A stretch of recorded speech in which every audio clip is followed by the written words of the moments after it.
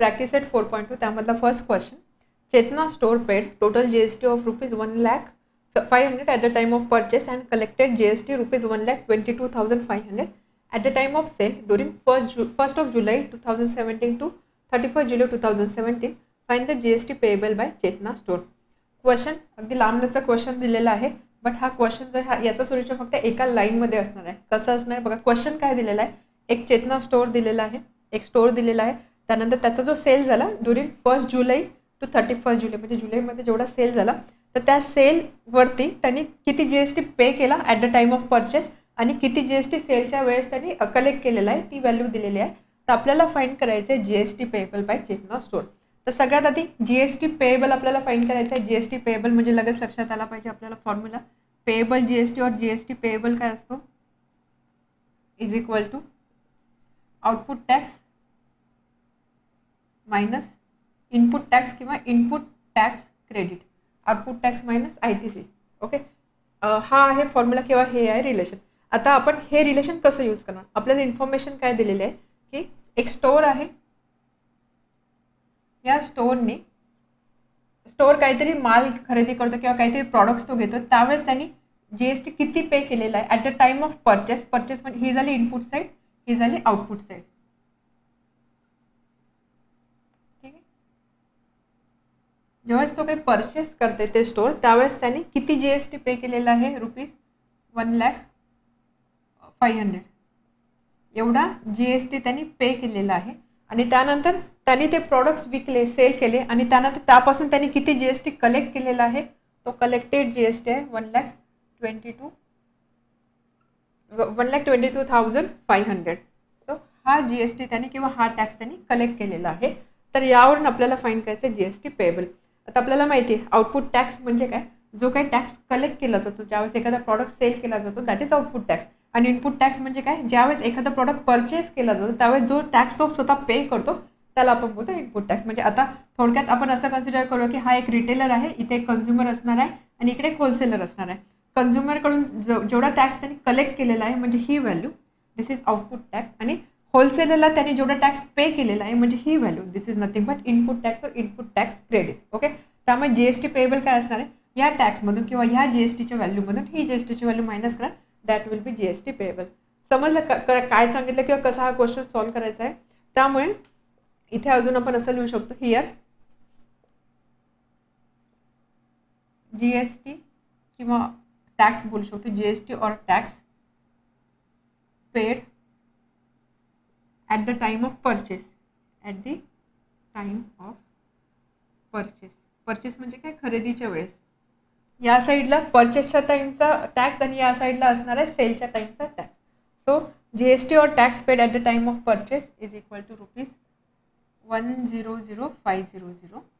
आणि त्याच पद्धतीने GST or tax paid at the time of sale.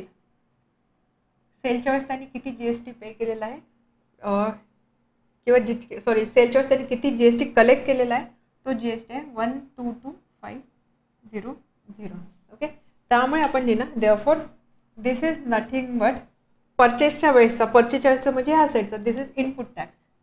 This is equal to input tax किंवा ITC आणि हा असणार आहे सेलच्या वेळेस जेवढा कलेक्ट होतोय so that will be output tax. And therefore from 1 we can write GST payable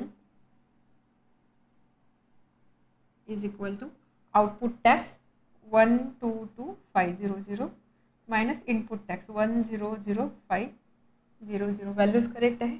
okay, subtraction असणार आहे 500 500 0 0 0 122 minus 100 so that is 22.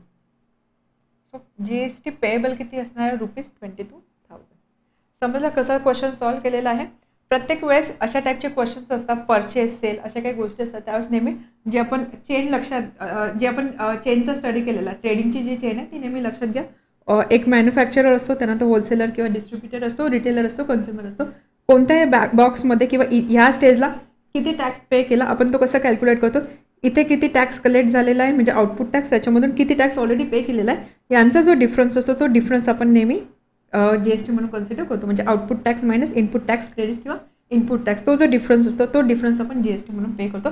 तेच लॉजिक इथे यूज केलेलं आहे. Second question, Najma is a proprietor of a firm register under GST. Najma एका फर्मची proprietor आहे की जी firm जीएसटीच्या अंडर रजिस्टर आहे. प्रोप्रायटर म्हणजे मालक असं आपण बोलू शकतो. So she has paid GST of rupees 12,500 on purchase.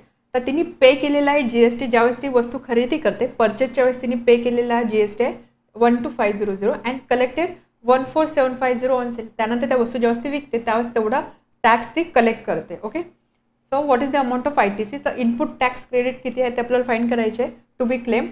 And what is the amount of GST payable. आणि जीएसटी पेएबल किती आहे ते आपल्याला फाइंड करायचं आहे. क्वेश्चन समजला.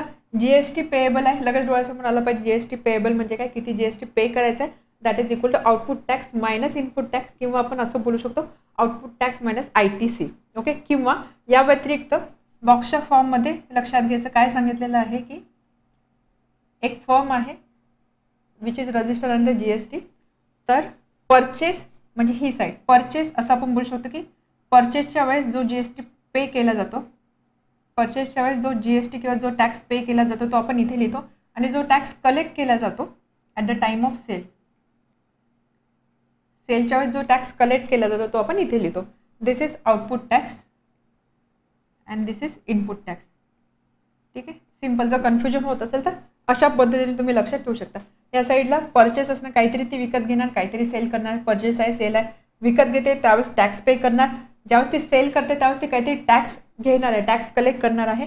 दिस is input tax, this is output tax. एवढ्या गोष्टी लक्षात ठेवायच्या. आणि जीएसटी पेएबल काय असतो, जीएसटी पेएबल नेहमी आपण काय करतो, या बॉक्समध्ये हा जो टॅक्स असतो ह्या टॅक्समध्ये ऑलरेडी किती टॅक्स पे केलेला आहे या दोघांची आपण सबट्रॅक्शन करतो. म्हणजेच काय, output tax minus input tax किंवा output tax minus ITC. Okay, आता क्वेश्चन काय दिलेला आहे, क्वेश्चनमध्ये इन्फॉर्मेशन काय दिलेलं आहे. So she has paid GST, Najma has paid GST of rupees 12,500 on purchase. Purchase करताना तिने एवढा GST दिलेला आहे. म्हणजेच काय झाला, या साईडला ही साईड असते इनपुट, ही साईड असते आउटपुट. याचा अर्थ काय, इनपुट टॅक्स किती आहे is equal to rupees 12,500. Okay, second, she collected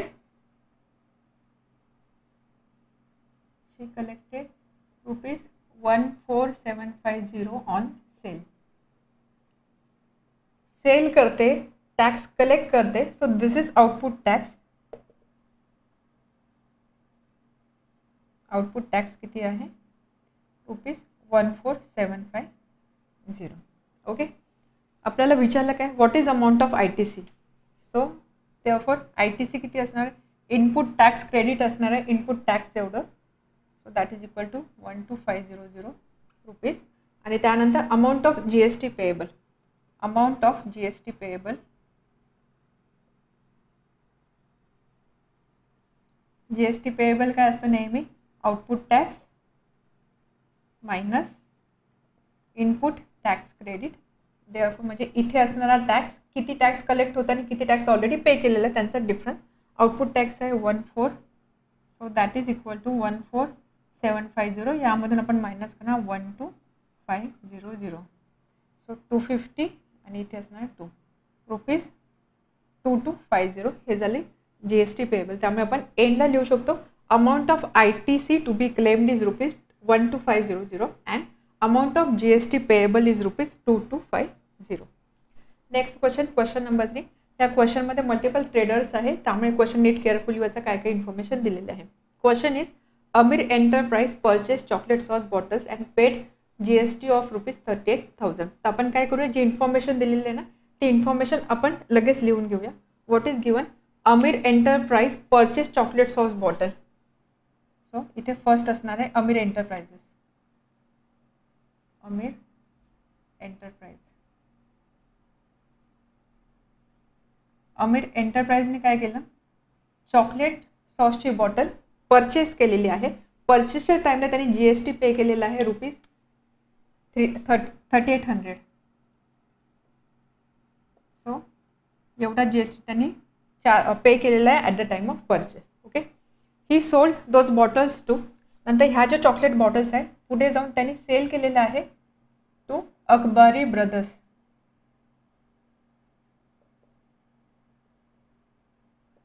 okay. आणि ज्यावेळेस तो इथे चॉकलेट बॉटल सेल करतोय at that time he collected GST of 4100. त्यावेळेस यांनी किती GST कलेक्ट केलेला आहे? 4100. ठीक आहे. याच्याकडून एवढा GST त्याला मिळालेला आहे. तर इथे लगेच आपण असं बोलू शकतो की या ठिकाणी इनपुट टॅक्स आहे एवढा आणि आउटपुट टॅक्स आहे एवढा. त्यामुळे GST पेएबल किती असणार आहे? या अमाऊंटमधून ही अमाऊंट मायनस केल्यानंतर जी व्हॅल्यू येईल that will be GST payable at this stage. Okay. Next, Mayank food corner purchase this bottles from Akbari brothers. तर अकबरी ब्रदर्सकडनं कोणी परचेस केलेलं आहे? Mayank food corner. Mayank food corner यांनी ह्या बॉटल परचेस केला. परचेस करताना Mayank food corner purchase this bottles from Akbari brothers and paid GST of ₹4500. त्यावेळेस यांनी किती GST पे केलेला आहे? ₹4500. ठीक आहे. म्हणजे हा असा आपण दाखवू शकतो अशा पद्धतीने. Then find the amount of GST payable at every stage of trading and hence find payable CGST आणि HGST. तर इथे ह्या ज्या काही स्टेजेस आहेत ट्रेडिंगच्या त्या प्रत्येक ठिकाणी किती व्हॅल्यू होती GSTची, GST पेएबल किती आहे आणि त्याच्यावरून आपल्याला पेएबल CGST आणि HGSTची व्हॅल्यू फाइंड करायची आहे. क्वेश्चन समजलं बघा. ट्रेडिंग कसं झालेलं आहे? First of all Amir enterprises यांनी कोणाकडून तरी चॉकलेटच्या बॉटल्स घेतल्या. त्यावेळेस घेताना त्यांनी काही GST पे केला. त्यानंतर ह्या बॉटल्स त्यांनी अकबरी ब्रदर्सला विकल्या आहे. त्यानंतर इथे at the time of sale काहीतरी टॅक्स त्यांनी इथे कलेक्ट केलेला आहे. त्यानंतर अकबरी ब्रदर्सनी काय केलं? मयंक फूड कॉर्नरला या बॉटल सेल केलेला आहे. त्यावेळेस हा टॅक्स अकबरी ब्रदर्सनी कलेक्ट केलेला आहे. तर आपल्याला ह्या प्रत्येक स्टेजमध्ये GST पेएबल किती असणार आहे आणि त्यानंतर CGST HGSTची व्हॅल्यू काय असणार आहे ते फाइंड करायला सांगितलेलं आहे. ओके. किंवा स्टेज 1 बोलू आणि याला बोलूया स्टेज 2. ओके. आपल्याला फाइंड करायचं आहे GST पेएबल. GST पेएबल काय असतो? GST पेएबलचा फॉर्म्युला असतो output tax minus input tax किंवा इनपुट टॅक्स क्रेडिट. हा असतो फॉर्म्युला. या फॉर्म्युलाचा यूज आपल्या ह्या दोन्ही स्टेजेसमध्ये किंवा दोन्ही ठिकाणी करायचा आहे. आता किंवा हा एक फॉर्म्युला झाला. फॉर्म्युला व्यतिरिक्त ज्यावेळेस आपण ट्रेडिंग चेन कन्सिडर करतो त्यावेळेस आपण GST पेएबल कसा फाइंड करतो? जो बॉक्स असतो या साईडला जो टॅक्स असेल म्हणजे ह्या साईडचा टॅक्स म्हणजे काय? जो टॅक्स कलेक्ट केला गेलेला आहे आणि ह्या साईडला जो टॅक्स असतो म्हणजे ह्या साईडचा टॅक्स म्हणजे काय? जो टॅक्स पे गेलेला आहे त्याचा डिफरन्स जो असतो that will be GST payable. जसं आपण ट्रेडिंग चेनमध्ये बघितलेलं. आपण काय केलेलं? इथे जी व्हॅल्यू होती फॉर एक्झाम्पल 48 होती आणि या ठिकाणी आय थिंक 36 होती. मग या दोघांचा जो डिफरन्स होता that will be GST payable. तर त्याच पद्धतीने इथे आपल्याला GST पेएबल फाइंड करायचं आहे. तर सगळ्यात आधी आपण काय करूया? फर्स्ट स्टेज कन्सिडर करूया. First for Amir enterprise.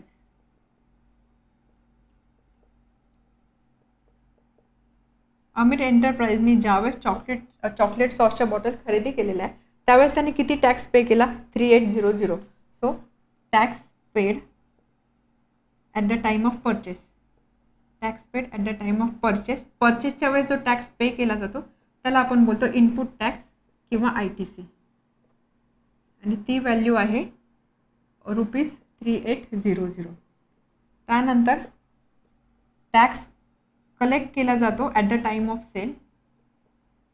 त्याला आपण बोलतो म्हणजे ह्या साईडचा टॅक्स त्याला आपण बोलतो आउटपुट टॅक्स. असा बॉक्स असेल तर ह्या साईडचा जो टॅक्स असतो दॅट इज ऑलवेज आउटपुट. ह्या साईडचा जो टॅक्स असतो दॅट इज ऑलवेज इनपुट. हा आउटपुट असतो हा इनपुट असतो. सो आउटपुट टॅक्स म्हणजे ह्या साईडचा tax that is equal to ₹4100. Okay. And therefore GST payable from 1 GST payable is equal to output tax. Output tax म्हणजे 4100 यामधून इनपुट टॅक्स किंवा ITC that is equal to 3800. ही value किती असणार आहे? ₹300. सो या स्टेजमध्ये GST पेएबल किती आहे? ₹300. त्यानंतर आता ह्याच पद्धतीने second for Akbari brothers.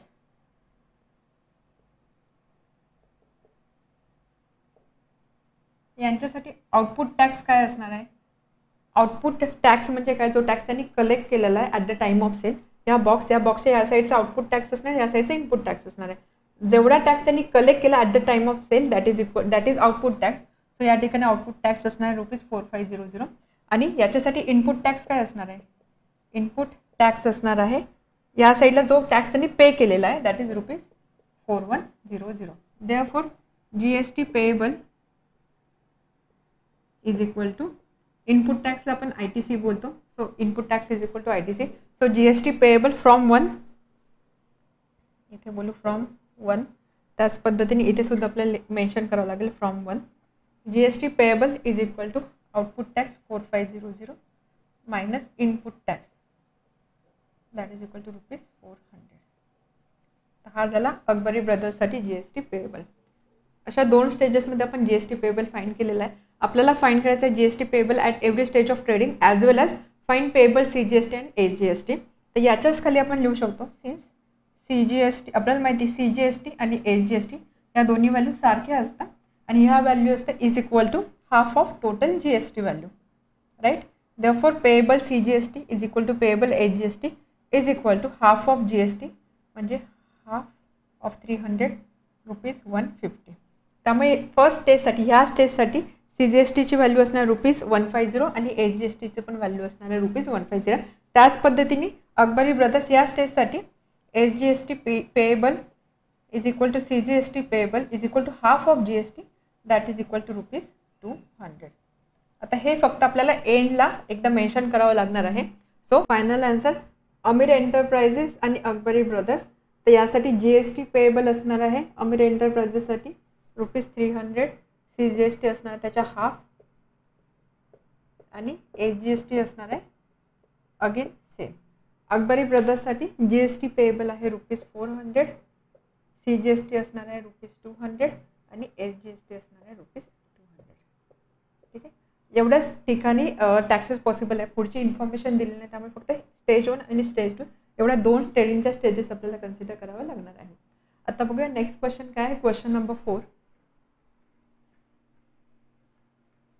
Question is Malik gas agency, एक गॅस एजन्सी दिलेली आहे Malik gas agency Chandigarh union territory. आता इथे बघा इथे स्पेसिफिकली मेन्शन केलेलं आहे चंदीगड युनियन टेरिटरी. आतापर्यंत जे काही आपण क्वेश्चन सॉल्व्ह करत होते सगळे आपण स्टेटचे रिलेटेड क्वेश्चन सॉल्व्ह करत होतो म्हणजे स्टेटमधली इन्फॉर्मेशन दिलेली होती. तर इथे युनियन टेरिटरी मेन्शन केलेलं आहे त्यामुळे ज्यावेळेस आपण GST कॅल्क्युलेट करू त्यानंतर GSTचे 2 कंपोनंट आपण ज्यावेळेस कन्सिडर करणार आहोत त्यामधला एक कंपोनंट तर CGST असणार आहे म्हणजे सेंट्रल GST तर असणार आहे. स्टेट असतो त्यावेळेस आपण CGST सोबत HGST कन्सिडर करतो फॉर स्टेट, बरोबर. स्टेट ज्यावेळेस असतो त्यावेळेस आपण CGST आणि HGST कन्सिडर करतो. बट इथे स्पेसिफिकली चंदीगड मेन्शन केलं आहे युनियन टेरिटरी त्यामुळे CGST तर असणारच आहे. या ठिकाणी फक्त HGSTला आपण रिप्लेस करणार UTGSTने. UTGST म्हणजे काय युनियन टेरिटरी GST. एक असतो स्टेट GST एक असतो UTGST. चंदीगड आहे त्यामुळे आपल्याला हे 2 GSTचे हे 2 कंपोनंट किंवा हे 2 पार्ट आपल्याला कन्सिडर करावे लागणार आहे. बघूया क्वेश्चन काय दिलेला आहे. Malik gas agency Chandigarh union territory purchase some gas cylinder for industrial use for ₹24500. तर या गॅस एजन्सीने काहीतरी गॅस सिलेंडर परचेस केलेला आहे. ती अमाऊंट दिलेलं आहे ₹24500 and sold them to local customers for ₹26500. त्यानंतर त्यांनी काय केलं लोकल कस्टमरला एवढ्या अमाऊंटला त्याने ते सिलेंडर सेल केलेले आहे. Okay. Find the GST to be paid at the rate of 5%. तर आपल्याला GST पेएबल GST किती आहे तो फाइंड करायचा आहे. GSTचा रेट दिलेला आहे 5%.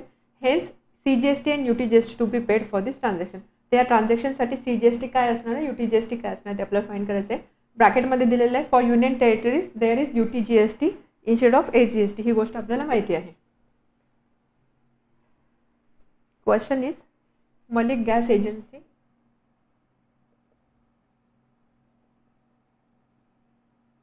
मलिक गॅस एजन्सीने काही गॅस सिलेंडर्स खरेदी केले आणि त्यावेळेस ज्यावेळेस त्यांनी परचेस केले त्यावेळेस त्यांनी किती पे केलेले आहे ₹24500. ओके. आणि त्यानंतर त्यांनी ते सेल केलेलं आहे टू लोकल कस्टमर फॉर ₹26500. आता इथे आपल्याला टॅक्स दिलेला नाही आहे इथे आपल्याला या टॅक्सेबल व्हॅल्यूज दिलेल्या आहेत. ओके. त्यानंतर GSTचा रेट आहे 5%. ठीक आहे. तर GST पेएबल काय असणार आहे GST पेएबल आपल्याला माहिती GST पेएबल काय असतो output tax minus input tax. Output tax minus input tax किंवा ITC, राईट. आउटपुट टॅक्स म्हणजे काय ज्यावेळेस एखादी गोष्ट सेल केली जाते त्यावेळेस जो काही टॅक्स कलेक्ट होतो that is output tax. Input tax म्हणजे काय, ज्यावेळेस एखादी गोष्ट परचेस केली जाते, खरेदी केली जाते, त्यावेळेस जेवढा टॅक्स पे केला जातो that is nothing but input tax. त्यामुळे या साईडला जो असेल that will be output tax आणि ह्या साईडला जो असेल that will B input tax. ठीक आहे, इथे आपल्याला टॅक्सची व्हॅल्यू नाही दिलेली, आपल्याला टॅक्सेबल व्हॅल्यू दिलेली आहे आणि टॅक्सचा रेट दिलेला आहे. त्यामुळे आपण इनपुट टॅक्स आणि आउटपुट टॅक्स इझिली फाइंड करू शकतो. So this is one. Output tax काय असणार आहे, output tax is equal to 5% of rate दिलेलं आहे 5%, 5% of taxable value.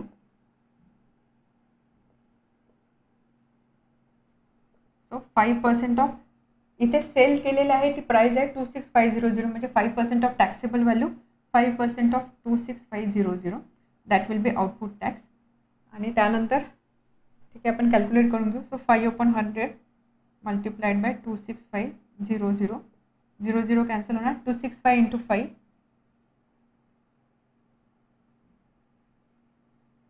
Rupees 1325. This is output tax. त्याच पद्धतीने इनपुट टॅक्स काय असणार आहे, input tax 5% of taxable value. इथे किती पेमेंट केलेलं आहे 24500. सो 5% ऑफ 24500, 5% म्हणजे 5/100 मल्टिप्लाइड बाय 24500. So 245 into 5 1225. हा झाला इनपुट टॅक्स. आपल्याला GST फाइंड काय करायचं आहे, find the GST to be paid at the rate of 5%. Therefore GST to be paid or payable GST is equal to output tax 1325 minus input tax 1225. याच्यासाठी आपण reason देऊ from 1. He subtraction किती असणार आहे, that will बी 100 किंवा ₹100. So GST किती पे करायचं ₹100. त्यानंतर आपल्याला फाइंड करायचं आहे CGST आणि UTGST. आपल्याला माहिती CGST आणि SGST स्टेट असेल तर ही व्हॅल्यू सारखी असेल. त्याच लॉजिकनी CGST आणि UTGST ही व्हॅल्यू सुद्धा सारखी असणार आहे and that will be half of total GST. GSTची व्हॅल्यू मिळाली आपल्याला 100. So half of 100 that is equal to 50 and therefore CGST is equal to UTGST that is equal to ₹50. त्यामुळे एंडला आपण आन्सर लिहू शकतो. Therefore GST to be paid is ₹100 and CGST is ₹50 and UTGST is ₹50 for this transaction. Next question number 5. Messrs Beauty Products paid 18% GST on cosmetic worth ₹6,000.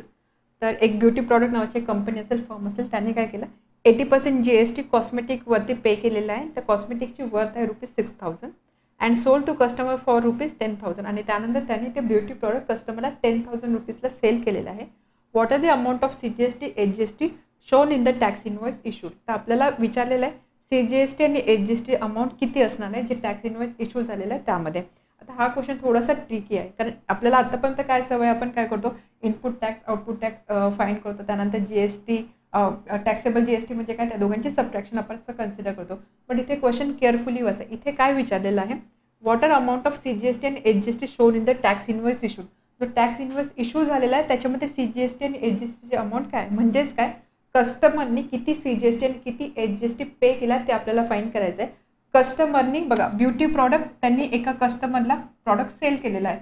कस्टमरनी किती tax याला पे केलेला आहे, कस्टमरने किती टॅक्स ब्युटी प्रॉडक्ट्सला पे केलेला आहे, म्हणजेच काय आपल्याला आउटपुट टॅक्स फाइंड करायचा आहे. ठीक आहे, या केसमध्ये आपल्याला काय करायचं आहे, आउटपुट टॅक्स फाइंड करायचं आहे. आउटपुट टॅक्स असणार आहे 18% of output value, 18% of 10,000. So 18% of 10,000 ची व्हॅल्यू असेल दॅट विल बी GST. त्याचा हाफ असणार आहे CGST, हाफ असणार आहे HGST. बाकी आपल्याला काही कॅल्क्युलेशन करायची गरज नाही. ऑब्व्हियसली ब्युटी प्रॉडक्टने इथे सुद्धा काहीतरी टॅक्स पे केलेला असणार आहे, बट आपल्याला तो टॅक्स नाही विचारलेला. आपल्याला विचारलेलं काय आहे, amount of CGST HGST shown in the tax invoice issued. म्हणजे आपल्याला कस्टमरनी किती पे केलेलं आहे GST किंवा किती CGST HGST पे केलेलं आहे ती व्हॅल्यू इथे विचारलेली आहे. क्वेश्चन क्लिअर झालं आपल्याला काय फाइंड करायचं होतं ते. त्यामुळे सोल्युशन काय असणार आहे, solution customer paid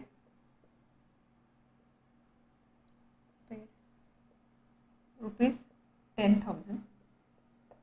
Rate of GST is equal to 18%. त्यामुळे therefore output tax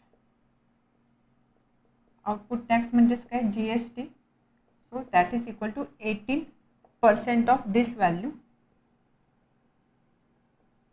So 18 upon 100 multiplied by 10,000, 1800. So हा झाला GST पेएबल किंवा आउटपुट टॅक्स. आपल्याला विचारलेला आहे amount of CGST,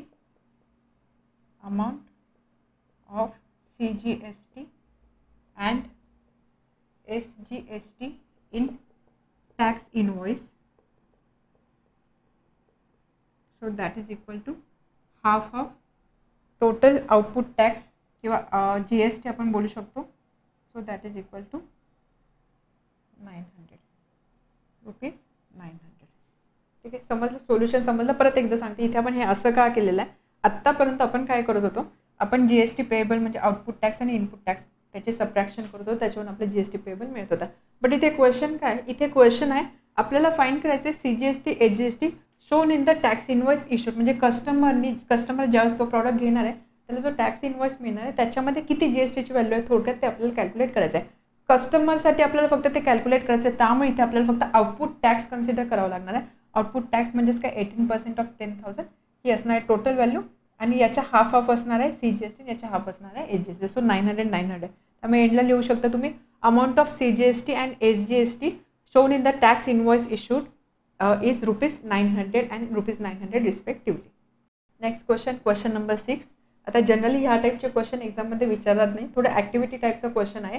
question number 6 आणि याच पद्धतीने क्वेश्चन नंबर 7 सुद्धा विचारलेला आहे. तर यामधला आपण एक क्वेश्चन नंबर 6 सॉल्व्ह करूया. याच्या रेफरन्सने तुम्ही क्वेश्चन नंबर 7 सॉल्व्ह करू शकता. क्वेश्चन काय आहे, prepare business to consumer tax invoice म्हणजे B2C business to consumer tax invoice using given information. काय इन्फॉर्मेशन दिलेलं आहे त्याच्या आधारावरती आपल्याला टॅक्स इनवॉइसचा फॉर्मॅट बनवायचा आहे. याच्यासाठी रेफरन्ससाठी तुम्ही तुमच्या टेक्स्टबुकमध्ये जे काही टॅक्स इनवॉइसेस दिलेले एक गुड्स आणि एक सर्व्हिसेसचं ते इनवॉइसचा फॉर्मॅट तुम्ही रेफर करू शकता. Write the name of supplier, address, state, date, invoice number, GST and etcetera as per your choice. त्यानंतर एक फॉर्मॅट दिलेला आहे. आपल्याला काय सांगितलं, सो बेसिकली काय सांगितलं आपल्याला एक टॅक्स इनवॉइस जनरेट करायची आहे, केस आहे बिझनेस टू कन्झ्युमरची. ओके, तर त्यासाठी या सगळ्या गोष्टी त्या टॅक्स इनवॉइसमध्ये इन्क्लूड झालेल्या पाहिजे. काय काय दिलेलं आहे, इथे नेम असणार आहे, त्यानंतर address, state, date, invoice number, GST आहे, आणि त्यानंतर काय काय आयटम्स आहे त्या आयटमची इन्फॉर्मेशन दिलेली आहे. ते याचा आपल्याला टॅक्स इनवॉइस बनवायचा आहे. तर टॅक्स इनवॉइसचं जनरल फॉर्मॅट कसं असणार आहे, टॅक्स इनवॉइसमध्ये सगळ्यात आधी इथे असणार आहे नेम किंवा सप्लायर. नेमऐवजी आपण इथे बोलूया सप्लायर. ओके, फर्स्ट असेल इथे सप्लायर, काहीतरी तुम्हाला एखादं रँडम नाव अज्यूम करायचं, नाव घ्यायचं, त्यानंतर त्याचा नेम, त्यानंतर त्याचा ॲड्रेस असणार आहे, त्यानंतर कॉन्टॅक्ट नंबर असेल, ईमेल ID असेल, ही सगळी इन्फॉर्मेशन इथे असणार आहे. त्यानंतर इथे असेल GST IN, GST identification number, एक 15 डिजिटचा नंबर तुम्हाला बनवायचा आहे. तर तुम्ही महाराष्ट्रामधलं एखादं शॉप घेतलं किंवा महाराष्ट्रामधला सप्लायर घेतला तर इथे सुरुवात तुम्हाला 27 या कोडनी करावं लागणार आहे. ओके, GST IN असणार आहे. त्यानंतर इथे इनवॉइस नंबर तुम्हाला लिहावा लागेल. इनवॉइस नंबर म्हणजे काय, GST/125 वगैरे या फॉर्ममध्ये तुम्हाला इनवॉइस नंबर घ्यायचा आहे. त्यानंतर इथे असेल डेट, ॲड्रेसमध्ये स्टेट मेन्शन होणार आहे, स्टेट झाला, डेट झाला, इनवॉइस नंबर, ही सगळी अशी वरती इन्फॉर्मेशन असणार आहे. आणि त्यानंतर तुम्हाला हे जे आयटम्स हे आयटम्स मेन्शन करावं लागणार आहे. फॉर्मॅट कसं असणार आहे, सिरियल नंबर फर्स्ट, किती आयटम्स आहे, 2 आयटम आहे, 1 आणि 2. त्यानंतर सिरियल नंबर नंतर प्रॉडक्ट आहे, मोबाईल, बॅटरी, हेडफोन. प्रॉडक्ट आहे म्हणजे कोणता कोड असणार आहे, HSN कोड. हे जर सर्व्हिस असेल तर SAC कोड राहिला असता. प्रॉडक्ट आहे त्यामुळे इथे असेल HSN कोड. ठीक आहे, दोन्ही प्रॉडक्टचे HSN कोड तुम्हाला इथे मेन्शन करायचे आहे. फर्स्ट 8507, 8518. त्यानंतर प्रॉडक्टचं नेम तुम्हाला मेन्शन करायचं किंवा इथे प्रॉडक्ट मेन्शन करायचं आहे. फॉर एक्झाम्पल आपण पहिला केस घेऊ, प्रॉडक्ट इज मोबाईल बॅटरी. ठीक आहे, मोबाईल बॅटरीचा HSN कोड आहे 8507. सेकंड 8518 आणि इथे प्रॉडक्ट आहे headphone. Serial number, HSN code, product. त्यानंतर क्वांटिटी किती क्वांटिटी परचेस केली आहे, क्वांटिटी एकच पीस दिलेला आहे 1 क्वांटिटी आहे 1. त्यानंतर रेट दिलेला आहे, रेट आहे बॅटरीचा रुपीज, रेट इथे रुपीज आपण कॉमन घेऊया, सो 200 आणि त्यानंतर इथे 750. ठीक आहे, समजले इथपर्यंत. आता नेक्स्ट असणार आहे, next column taxable amount. Taxable amount म्हणजे ज्या अमाऊंटवरती टॅक्स लागणार आहे ती टॅक्सेबल अमाऊंट काय असणार आहे. एक मोबाईल बॅटरी घेतलेली आहे, त्याचा रेट आहे 200, सो 200 × 1 ₹200 आणि त्याच पद्धतीने इथे असणार आहे 750. दिस इज टॅक्सेबल अमाऊंट. आता पुढे आपल्याला 2 कॉलम इंट्रोड्यूस करावे लागतील. इथे आपण B2C काही मेन्शन केलेलं का स्टेट, ठीक आहे, आपण बाय डिफॉल्ट स्टेटसाठीच कन्सिडर करूया. सो इथे असणार आहे एक कॉलम असेल CGST साठी आणि एक कॉलम असेल SGST साठी, सेंट्रल GST आणि स्टेट GST. त्यासाठी आपल्याला रेट मेन्शन करावं लागणार आहे. इथे रेट दिलेला आहे, ओके, रेटसुद्धा दिलेला आहे. पहिल्या प्रॉडक्टसाठी 12% आहे, 12% टोटल GSTचा रेट आहे, म्हणजे CGST SGST त्याचा हाफ असणार आहे. सो इथे फर्स्ट कॉलम असेल रेट, या ठिकाणी रेट असेल फर्स्टसाठी 6% आणि याच्यासाठी असेल 9% CGSTचा. त्याच पद्धतीने SGSTचा रेट असेल 6% आणि 9%. ठीक आहे, आता यावरून आपल्याला इथे व्हॅल्यू किती मिळणार आहे किंवा इथे आपण अमाऊंट लिहू. अमाऊंट किती असणार आहे, 6% of what, 6% of taxable value. So 6% of 200, 6/100 multiplied by 200, so ₹12. आणि इथे असणार आहे 9% ऑफ टॅक्सेबल व्हॅल्यू, म्हणजे 9% ऑफ 750, 9/100 मल्टिप्लाइड बाय 750.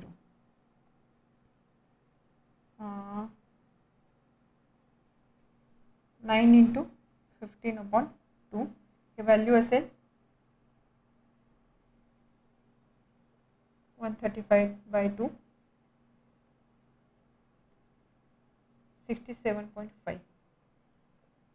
सो ही झाली CGSTची व्हॅल्यू. SGST सेम व्हॅल्यू असणार आहे, त्यामुळे इथे अमाऊंट असेल 12 आणि इथे असेल 67.5. त्यानंतर लास्ट कॉलम असणार आहे टोटल. त्यामुळे टोटल म्हणजे काय असणार आहे, टॅक्सेबल अमाऊंट आणि त्याच्यावरती टोटल GST किती लागला, म्हणजेच काय CGST plus SGST total sum, म्हणजे काय 200 + 12 + 12 टोटल असणार आहे 224. बरोबर. त्याच पद्धतीने सेकंडसाठी हेडफोनसाठी टोटल किती असणार आहे, टॅक्सेबल अमाऊंट किती होती 750, त्याच्यावरती किती टॅक्स लागलेला आहे CGST प्लस SGST, म्हणजे 67.5 × 2 135. सो 750 + 135 ₹885 ही झाली टोटल. याची आपल्याला इथे खाली सम करावे लागेल. So that sum will B